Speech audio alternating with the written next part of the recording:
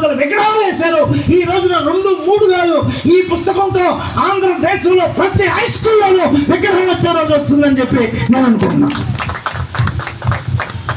ఈ రోజున తెనాలి వచ్చారు, వాళ్ళు కానీ తలుచుకుంటే సావిత్రిబాయి పూలే విగ్రహం కూడా మనం పెట్టుకునే రోజు వస్తుందని. ఆమె మనకు అక్షంత ఇచ్చింది, మొదటి టీచర్. అందుకే నేను ఫస్ట్ బుక్ రాసినప్పుడు డాక్టర్ బిఆర్ అంబేద్కర్ జీవితం సిద్ధాంతం అని రాసినప్పుడు 100 రూపాయలు పెట్టా.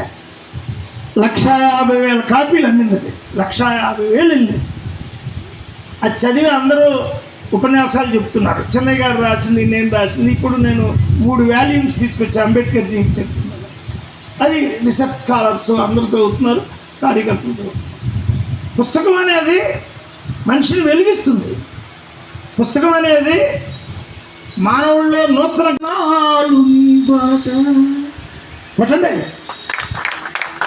మహాదాత అని పేరు ఎవరికి వచ్చింది? నెహ్రూకుందా? మన డబ్బులు కెనడాకి తగలబెట్టి కాపీ కాసిచ్చాడు.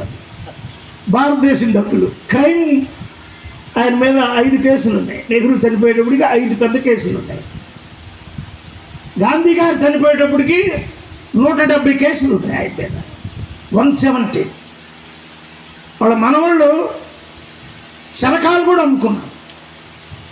వాడు వైశ్యుడు, అతను దానం చేస్తాడా? ఏమైనా దానం చేశాడా? అంబేద్కర్ కోటీశ్వరుడు. ఆయన చనిపోయేటప్పటికి 100 కోట్ల ఆస్తులు, రాజ్యాభరణాల రద్దు కేసులు బట్టలు తెచ్చి రత్నాలు ఇచ్చాడు. కానీ మిలింద విశ్వవిద్యాలయం కట్టాడు, చైత్యాలు కట్టాడు, అనేక ఉస్మానియా విశ్వవిద్యాలయానికి డొనేషన్ ఇచ్చాడు.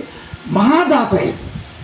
మహాదాతగా చనిపోయిన వాడు అంబేద్కర్ రైట్ అని పేరు పెట్టుకొని వాళ్ళ దగ్గర డబ్బులు అడుక్కుంటూ బతుకుతున్న వాళ్ళు అంబేద్కర్ రైట్లా? లేదు, ఈ 3 మహాదాతలు నిజమైన అంబేద్కర్ రైట్లా? ఈ 3కి నేను అంకితం ఇవ్వడం ధర్మమేనా? మీరు ఒకసారి చెప్పండి. ఎవరు మాట్లాడట్లా? ధర్మమేనా? ఈయనకి మొదటి పుస్తకం ఇవ్వటం ధర్మమేనా?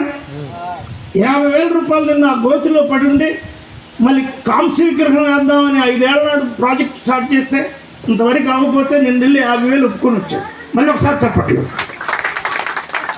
కోటీశ్వరులు ఉన్నారు అక్కడ. ఎవడు ఒక ఇల్లు